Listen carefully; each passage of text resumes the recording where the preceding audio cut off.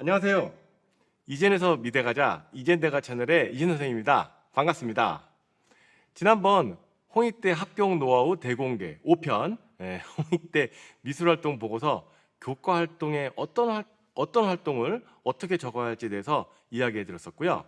오늘은 지난번에 이어 홍익대 미술활동 보고서 비교과 활동에는 어떤 활동을 어떻게 넣어야 될지에 대해서 자세히 이야기해 보도록 하겠습니다. 미술활동 보고서의 이 교과 활동은 글자 수가 600자인데 반해 비교과 활동은 그보다 200자가 적은 400자이기 때문에 이 교과 활동에 비해 미술활동 보고서 작성을 좀 수월하게 생각하는 친구들이 많이 있을 것 같은데요. 미술활동 보고서에 이 교과 600자, 비교과 400자 이렇게 글자 수만 생각하고 제한된 글자 수 안에서 내용을 어떻게 적을 것인가를 고민하기 이전에 우선적으로 고민해야 할 사항이 있는데요. 그게 뭐냐면 학교생활기록부 내에서 어떤 활동을 선별해서 미술활동 보고서에 12개를 넣을 것인가입니다. 교과 활동보다는 비교과 활동에서 이 자신의 생각과 진로를 연결시켜서 활동하기가 비교적 좀 수월하기 때문에 일반고에 재학 중인 우리 친구들은 비교과 활동에서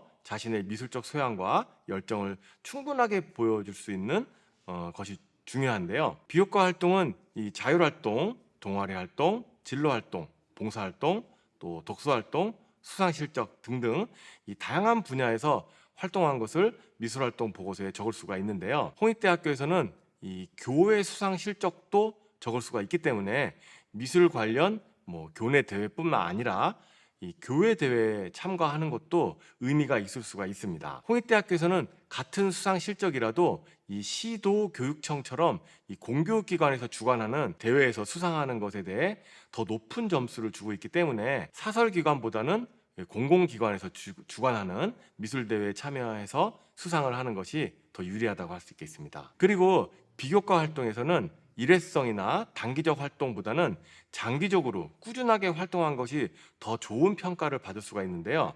예를 들어 동아리를 1학년, 2학년, 3학년 다 각각 다른 동아리에서 활동하기보다는 3년간 같은 동아리를 꾸준하게 가입하는 것이 더 좋고요. 또 3년간 같은 미술 동아리에 가입했다 하더라도 한 학기에 했던 활동보다는 3년간 꾸준하게 한 활동이 더 높은 점수를 받을 수가 있습니다. 자, 우리 친구들 중에 어떤 활동을 해야 하는지 제게 추천해 달라고 하는 경우들이 좀 많이 있는데요. 제가 추천을 해주면 그 활동은 저 1학년 때 했던 활동인데요. 또는 지난 학기에 했으니 다른 활동을 좀 추천해 주세요. 라고 얘기하는 우리 친구들이 좀 많이 있는데요. 매 학기마다 매번 새로운 활동을 하는 것보다는 자신이 일관된 가치관과 생각을 보여줄 수 있도록 장기적인 계획을 세우고 꾸준하게 활동하는 것이 높은 점수를 받을 수 있는 노하우입니다. 비교과 활동에서 이 미술 활동의 퀄리티도 매우 중요합니다. 미술적 전문성이 높은 이 미술 활동이 좋은 평가를 받을 수가 있는데요.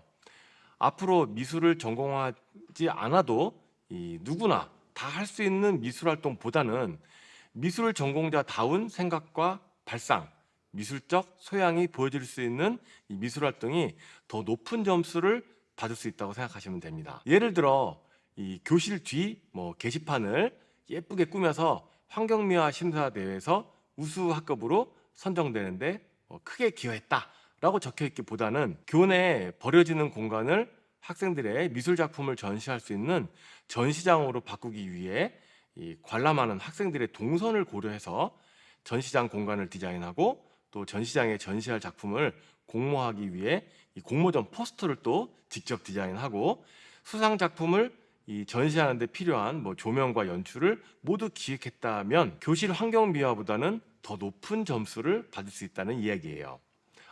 그리고 미술 활동을 할 때 이 돈이 많이 드는 활동은 홍익대학교에서 미술 활동으로 인정하지 않기 때문에 이 점도 주의해야 됩니다. 비교과 활동으로 내가 좋아하는 작가들의 전시회를 여러 번 관람했거나 미술 관련 전문 서적을 여러 권 읽었다 하더라도 하나의 활동으로 모아서 작성하셔야 됩니다.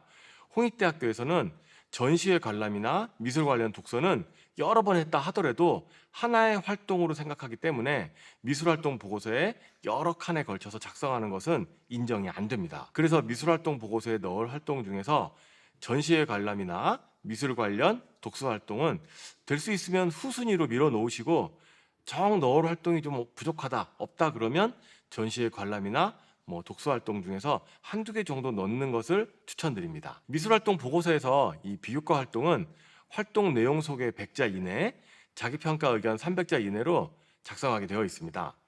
활동 내용 소개 부분에서는 띄어쓰기 포함 100자 이내이기 때문에 학교생활기록부 상에 적혀 있는 내용을 진짜 간단하게 요약, 정리해서 적으면 됩니다. 자기평가 의견에는 활동에 대한 참여 동기와 과정, 그리고 또 활동 후에 느낀 점, 성취도 등을 적으면 되는데요. 유의할 점으로는 자기평가 의견이라고 항목의 이름이 이미 이렇게 정해져 있잖아요. 근데 거기에 이 타인이 나를 평가한 내용을 적는 것은 좀 배제하는 것이 좋습니다. 예를 들어 친구들에게 큰 호응을 받았다, 선생님에게 많은 칭찬을 받았다 등은 남이 나를 평가한 것이기 때문에 안 적는 것이 좋습니다. 또 한 가지 더 유의할 점으로는 이 활동 내용 소개 칸과 자기평가 의견 칸이 분명히 구분되어 있는 만큼 활동에 대한 설명은 간단하게 이 활동 내용 소개란에 100자 이내로 요약해서 작성하면 되는데, 자기평가 의견 칸까지 침범해가지고 활동 내용을 길게 적게 되면 또 심지어 활동 내용 파트 2 같은 느낌으로 자기평가 의견란에 활동 내용만 열거한다면 이 학생이 이 활동을 왜 무슨 생각으로 하게 됐는지, 그 활동은 학생이 이 활동으로 인해서 학생이 뭘 느꼈는지 등등을 이 활동 내용보다 더 중요한 이 학생의 생각을 입학사정관이 파악할 수가 없기 때문에 낮은 점수를 받을 수밖에 없게 되겠죠. 자, 이 밖에도 홍익대에서는 학생이 제출한 학교생활기록부와 미술활동 보고서의 이 내용 모두를 검토하고 추가로 증빙 서류를 제출하려고 하는 그런 경우가 아주 간혹 있습니다.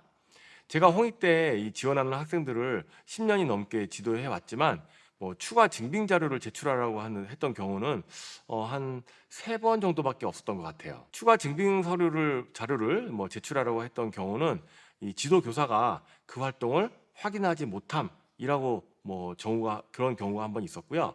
또 교외 대회 수상인데 해외 대회 수상이었던 경우, 이런 경우에는 추가 증빙 자료를 좀 제출하라고 했던 경우들이 있었습니다. 그리고 앞에 이 경우와 동일하게 지도교사가 확인하지 못함이라고 했어도 추가 증빙 자료 제출 없이 합격한 사례도 많이 있기 때문에 이 지도교사가 확인하지 못함이라고 되어 있는 모든 학생들에게 증빙 자료를 다 제출해라 하고 홍익대학교에서 하지는 않습니다. 제가 이 교과, 비교과 따로 나눠서 이 미술활동 보고서 작성 요령을 설명드렸지만 아직 잘 모르겠다고 생각하시는 우리 친구들이 있으시면 영상 밑에 댓글로 달아주시거나 영상 밑에 있는 더보기 누르시고 나와 있는 전화번호로 문의 주시면 자세히 설명드리도록 하겠습니다. 오늘은 홍익대 미술활동 보고서 작성 중에서 이 비교과 활동에 대해 이야기 드렸고요. 다음 시간에는 홍익대학교 수시 모집 2단계 면접에 대해서 자세히 이야기 드리도록 하겠습니다. 여러분 모두 원하는 미술대에 합격하는 그날까지 이젠 미술학원이 함께 하겠습니다. 이젠에서 미대 가자, 이젠대가 채널의 이진 선생님이었습니다. 감사합니다.